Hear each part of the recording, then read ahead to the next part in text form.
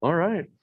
Welcome, everyone, to the Delaware Local Transportation Commission on this day, Tuesday, May 3rd, 2022. Call this meeting to order and let's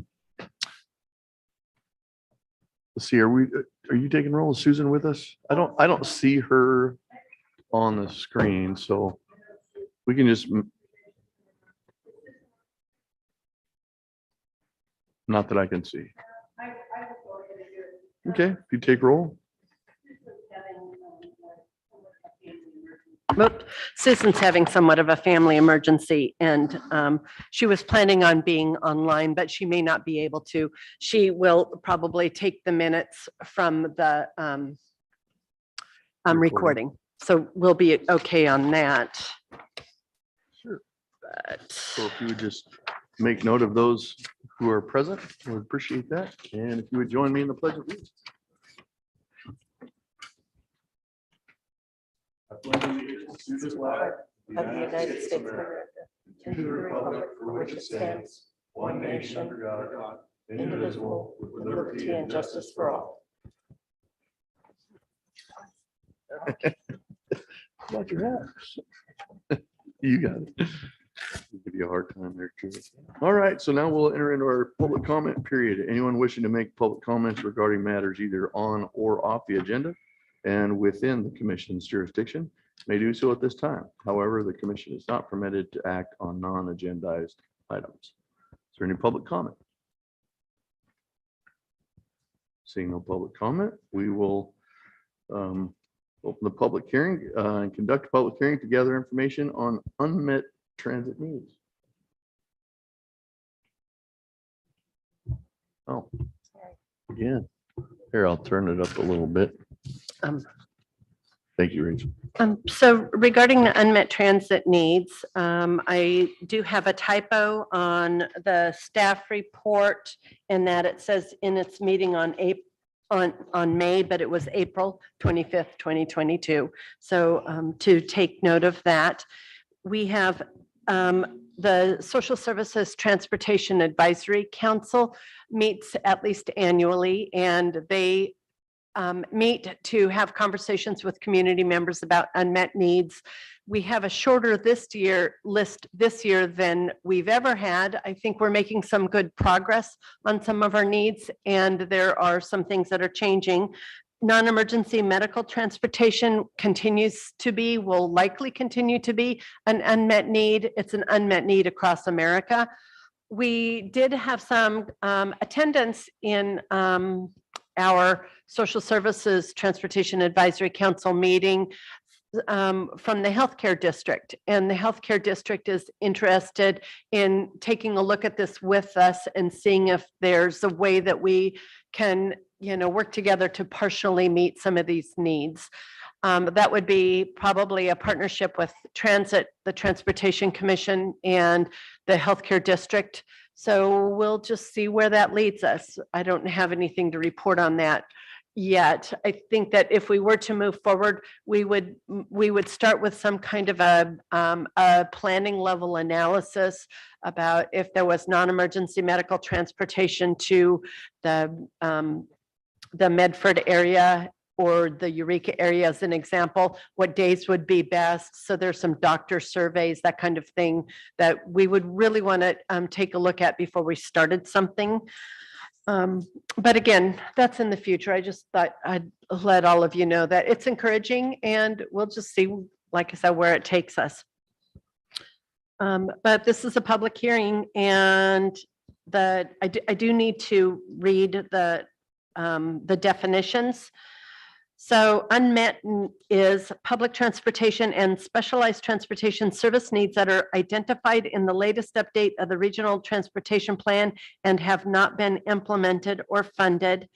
And the needs identified by community members which have substantial community support expressed through such means as community organizations at public meetings.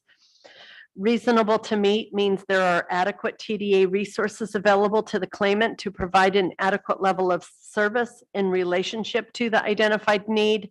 The cost to provide the adequate service is supportable in terms of project benefit and project fare box revenues will be sufficient to comply with the Transportation Development Act provisions relating to fare box revenues as a percentage. So I do, especially as in the reasonable to meet area, I do want to continue to acknowledge to, all of you, anybody listening, that we already allocate 100% of our TDA for transit purposes. In some communities, they make this determination and then they divert funding for local streets and roads projects. We haven't done that. I mean, we're scrambling to run transit. We've never done that. So we allocate 100% of our transit funding for transit purposes. We don't divert the funding.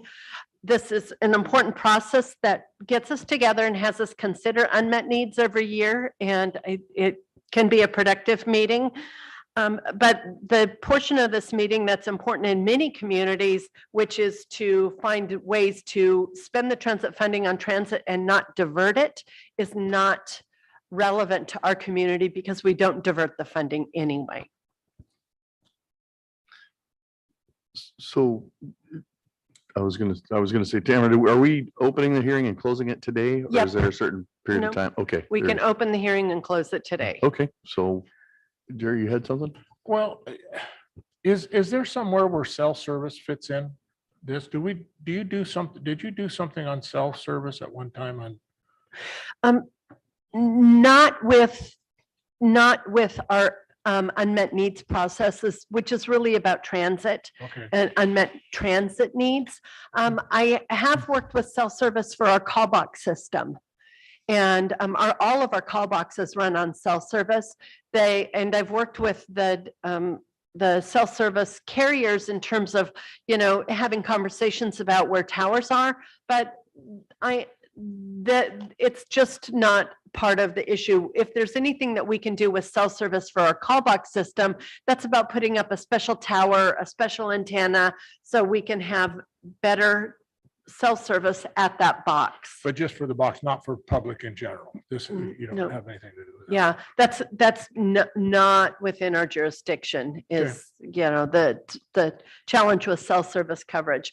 I do know that it's much, much better. There's this newish cell tower near the Collier Tunnel where we used to really not have cell service. And since that tower was put in, and this has been a few years ago now, we have really solid coverage out there. That was one of our biggest problem areas. Was Collier Tunnel, both sides through the narrows, and it's much better. Good deal. Any other questions for Tamara as far as this public hearing? Okay. Is there any public comment to be heard about our unmet needs? Seeing no public comment, I guess we will close the public hearing. Do we need I don't see where we need There's vote to action pass later it. in the agenda. There's action later. Okay. There it is. So at this time, I'll adjourn to the Policy Advisory Committee and take up the consent agenda for policy and administrative. Move to approve consent. A motion to approve consent. Second. We have a second. Is there any public comment on consent agenda items? Come on up.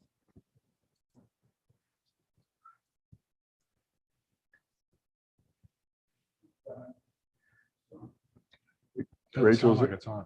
Doesn't sound like it's on. Rachel, this is the Transportation Commission. Yeah. Is his Rachel? microphone on?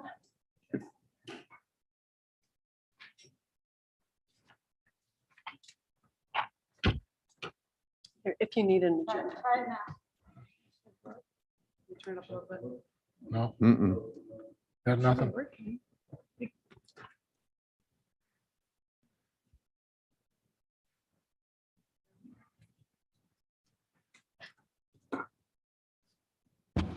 Hey, there we go. Check. There we go. Remote, okay. Yeah, okay, so my name's Elias Mavis. I live out of Point St. George. With all my YouTube videos that I've produced, on my channel PSG Surfer M at YouTube, totaling 17,957 total views of all the videos. That's just over half of Del Norte County's population. And 3 times that of Crescent City's population at 6,600. With all these problems and issues happening at Point St. George, which I'm winning that problem solo, and I'm exposing all these things, you'd wonder by now why this hasn't been part of the agenda. And slowly you're seeing more road marks and burnout marks at Pebble Beach because they're no longer doing it at Point St. George. So you'll see it coming into town slowly. Point St. George is no longer a place where racing will occur. Thank you. Thank you. Any other public comment? Okay, if you would poll the vote. Oh, yeah. Sorry. Susan, by the way, she did make it to the meeting, but she's not on as a panelist. I don't know if you can promote her, but we can just keep going too. Yes. Okay. I'll go ahead and pull this vote. Thank you. Commissioner Altman? Yes. Commissioner Greeno is absent. Commissioner Hemmingson? Yes. Commissioner Howard? Commissioner Howard for Yes. vote. Commissioner Inscore? Yes. Policy Advisory Allstrand? Yes. And Chairman Short? Yes, thank you. Great. All right. With that, we'll move to our policy and administrative section, contract with Showell, Benz and Hartwick for accounting and reporting services. So I have, we've been working with Showell, Benz and Hartwick for several years now, and I took a look at the responses that we've received when we've posted this contract as an RFP. On most occasions, we received no additional response. On one occasion, we received a response from an organization outside of Sacramento. Everything is running really smoothly. And some folks have asked, well, yeah, it takes a long time to run post an RFP and go through that whole process. It's like, oh, shoot, that I do that, like chewing bubble gum anymore. I've done so many. It's that the challenge is that I am actually pretty resistant to changing accounting firms, given that everything is working so well. And I don't want to post an RFP for a service when we've got everything running well. Additionally, Showell, Benz and Hartwick really provides staff accounting services for us in larger organizations. I mean, we are, we are not the smallest, but we are among the very small RTPAs in the state. And folks have regular accountants working on their staff. We don't have a budget or a need to have a regular qualified CPA. So we took a look at this and I said, how can we do this in a way that is fair to all parties? And so this draft contract is what we came up with. I just had a conversation with Showell, Benz and Hartwick and said, I'm resistant to change on this because it's working so well. I've even had Caltrans folks say, you're not going to change CPAs, are you? Because they get, I do my reporting on time. That's because I have Showell, Benz and Hartwick helping me. They've just streamlined everything. So they're doing a really good job. And they're saving us a ton of time and effort because this is what they do. I mean, I will just say, as Matt Wakefield can do an accurate job in about 1/10 the time that I can do an inaccurate job with a complicated spreadsheet. And, it's what he does. It's, he's not a particularly strong writer, but it's what he does is the accounting. Sorry, Matt. And so we all have our strengths and this is working really well. So I wanted to find a way to just keep it working well.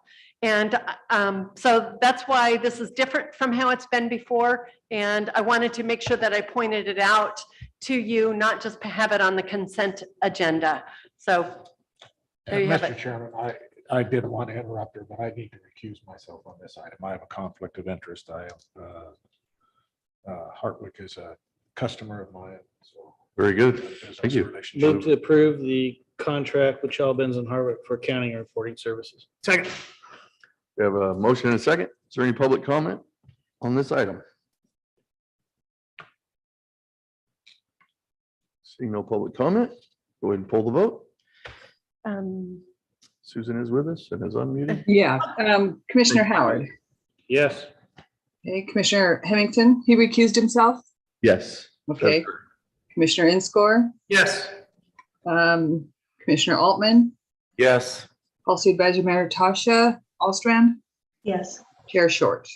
And that's yes. Okay. Thank you. Okay, moving on to item E, approve the 2022-23 overall work program. So we have gone through the overall work program in detail about 2-3 months ago. It has been recommended by the Technical Advisory Committee, that we move it forward. And of course, I'm recommending that we move it forward. Caltrans has reviewed the document, submitted comments. There is a response to comments document in here. Their comments were very minor in nature. And so our recommendation is that we move it forward. Thank you. Yeah, I saw those comments. They almost seemed picky in my opinion, but Detailed, let's call it that. detail. Okay. There you go, detail. Does anybody have any questions or comments about the overall work program? Okay. Is there any public comment about the overall work program? Can I get a motion to adopt resolution 2022-5 approving? Chair, the make a motion work to program? adopt resolution 2022-5, Delmark Local Transportation Commission resolution adopting the 2022-23 overall work program. Thank you. Second.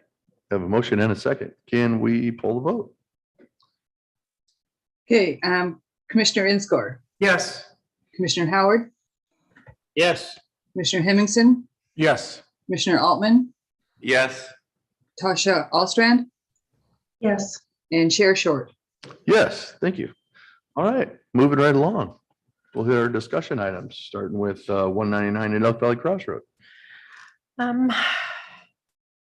I don't have anything new to report on this. It's going to remain on our agenda until we solve it. We are having conversations about coming up with a project initiation document to really resolve this issue. I anticipate having something back probably in May or June, probably in June. Okay, I'm not even sure that we'll have it by our June meeting, so maybe even until July. We'll see, because we meet so early in June. So we're making some progress, potential progress, I should say. Weren't we supposed to get a report back letting us know if the pavement base was strong enough to withstand the roundabout? I believe that that's part of what we're working through with the preliminary documents that we're going to be putting together that will come back to the commission. I can check on that, though. I thought they were supposed to have that in March or something. Didn't they say they would? And we have, what we have right now is we have a draft sketch, and they're based on that sketch, we're putting together a project initiation document. The project initiation document, if approved, will be the basis for funding and start the project so we can move it forward. There will likely need to be some reinforcement for the pavement there, especially on the apron areas. So not the pavement in the roadway itself, but on the edges where I believe Caltrans reported in the last meeting that it's those areas that don't have the sturdy enough pavement for all of the traffic that will be on them, including the, people going around a roundabout right there. But Okay, maybe, did I miss that meeting? I don't think so. I don't remember Yeah, you I missing just a don't- meeting. The last I heard is that's what they were going to investigate was the base and see if it was, That might have been that North DOE That doesn't ring a bell for me. either. That along with all other options for feasibility will be incoming. I don't have that. I Okay. don't. Thanks. Yeah, Very I can send a follow-up. Great, thank you, Tamara. Any other questions or comments about Oak Valley and 199? Okay. Moving on to our latest collision at milepost 11 and an update. Tamara, Tasha? will you have something Are for you- us? I don't- please? Yeah, hi. Tasha. We have Tom Fitzgerald on the line today, I believe, and he was gonna speak about this. I just don't see, oh, He is in the attendees. Tom Fitzgerald.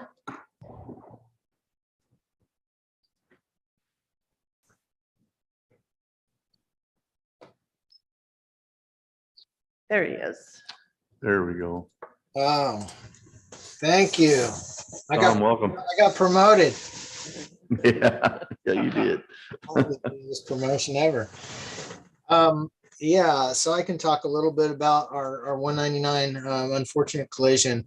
On April 28th, approximately 10:45, we had a transport truck hauling asphalt oil from Klamath Falls, Oregon, across 199 southbound, headed for the Dr. Feinbridge asphalt plant owned by Tidewater. It was a Bearcat transportation tanker truck, heated truck hauling hot asphalt binder. And that truck was reported as a hit and run at about that 10:45 timeframe. And then about 1/8 of a mile further south, lost its trailer. And that's where the trailer ruptured and released this basically the entire load of asphalt oil.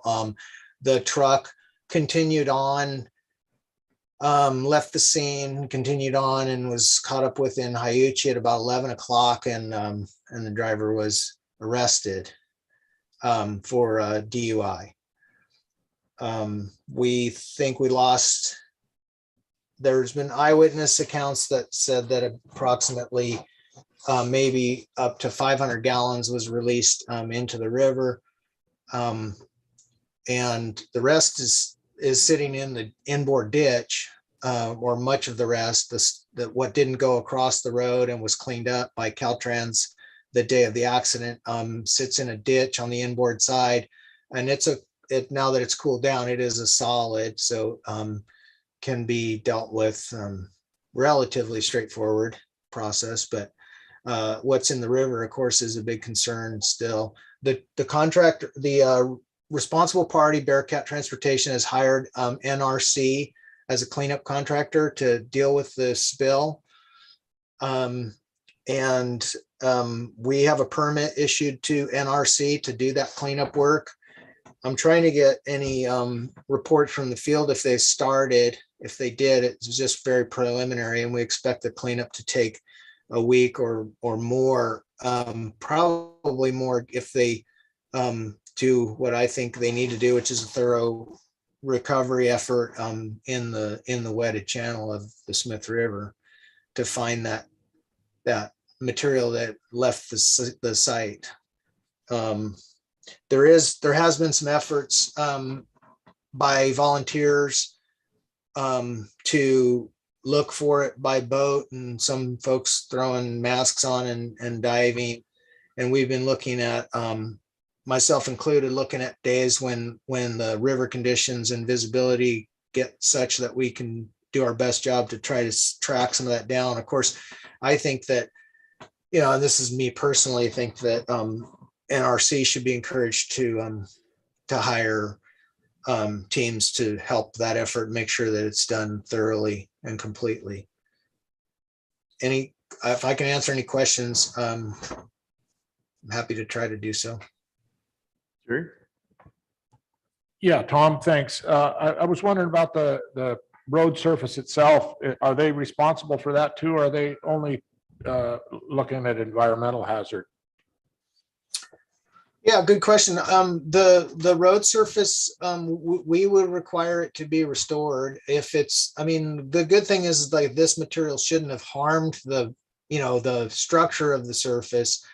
So we'd be looking at a texture of, the friction course that I believe is in that section. We'd be looking at making sure that that is restored.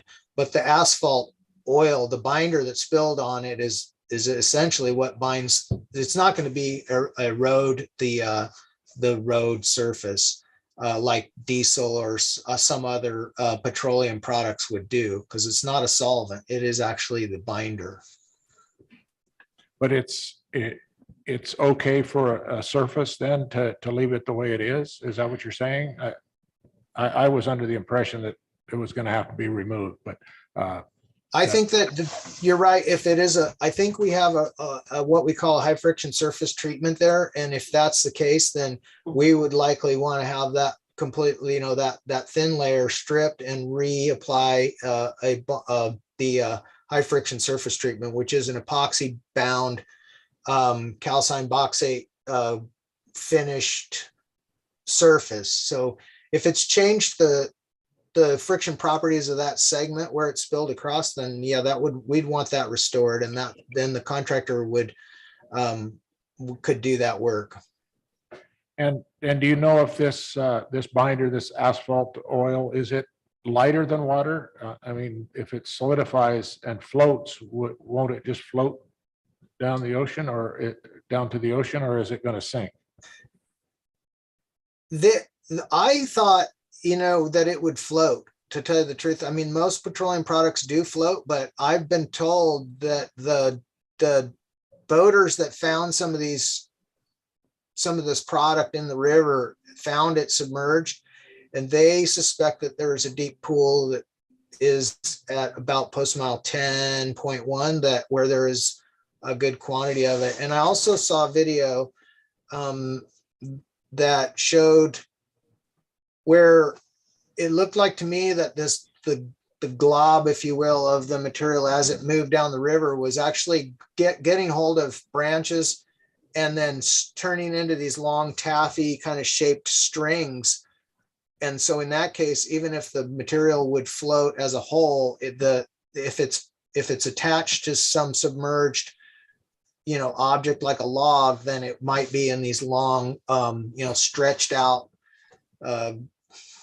taffy shaped kind of strings of material that won't come up unless they're pulled off if it's stuck. That's one of the properties of this material, is it's very sticky stuff. Thanks. That's all I got. Thank you, Sure. sir. Any other questions for Tom? Tom, this is Darren Short. Hi, just curious what we can expect to see with the cleanup crew as it relates to that the rock edge going down to the river, and how are they going to maintain that stability and still remove that that material? Can you explain to us what we should expect to see? Another good question. I'm not sure if they're going to ask us if they can just remove and replace rock, or if they're going to, come up with a process to remove the oil from the rock, the material from the rock in place. And I kind of suspect it might be a combination of both. If it's a rock that they're going to have to, really do any kind of real excavating or get out some kind of, chipping hammers or something like that on. Maybe they just choose to clean the rock itself in place. And I suspect that rocks that are smaller that they could, remove and just dispose of the rock and the material together, they would opt to do that. Okay, thank you, Tom. But we will certainly be watching them to assure that they don't, cause us any slope stability concerns there as they, with their cleanup processes. Yeah, I know there's quite a bit of oil there on the rocks that are on the edge of the river. I was kind of concerned about more of the product getting inadvertently knocked into the river in that cleanup process. So, and of course the slope stability as well. So Yeah. It's a mess, that's for sure. Unfortunate. Mr. Howard. Yeah, just one quick question. In your opinion, response time, communication for this incident, good, bad, ugly? How do you think it went? I think there was a lot of partnership in this event. I mean, we had I think it was CAL FIRE that set up a closure at Post Mile 8.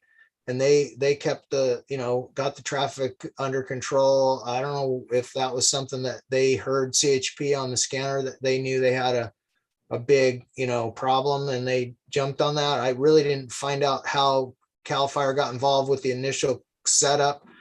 I think that we had people on scene relatively quickly. I was getting pictures and information about the closure immediately, and then I was getting pictures from our folks on scene. I think the reporting was, as you'd expect, right to OES. And I know that Forest Service and Fish and Game had people on site immediately. So I think there was a lot of good partnership. I can't think of anything that went particularly poorly. I know I was in touch with public information officers from Forest Service almost minutes after it started, try and get information out. So I don't know, what did you have some concern? The only criticism that we received at the county was from the Big Rock Community Service District, at that there was no, seemed like the communication was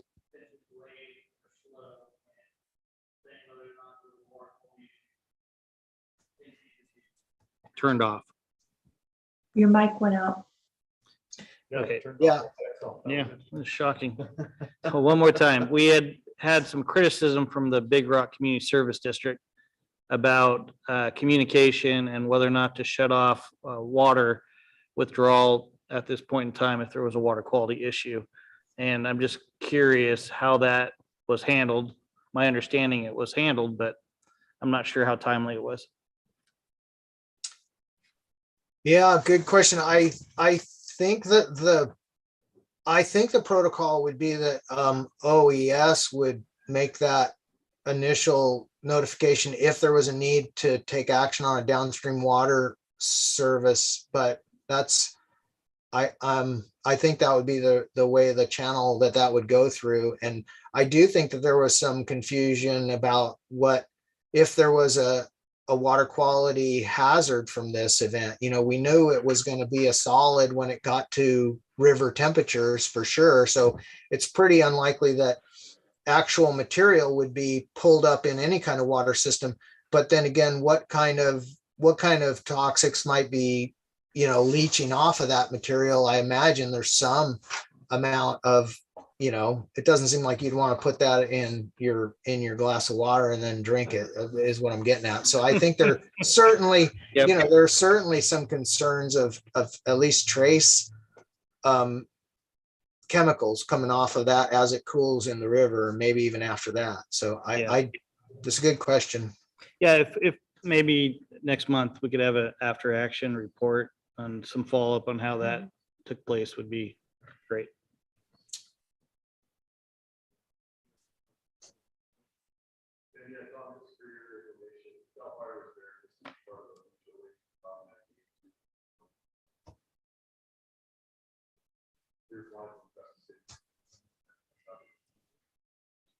And here, my mic was off as well.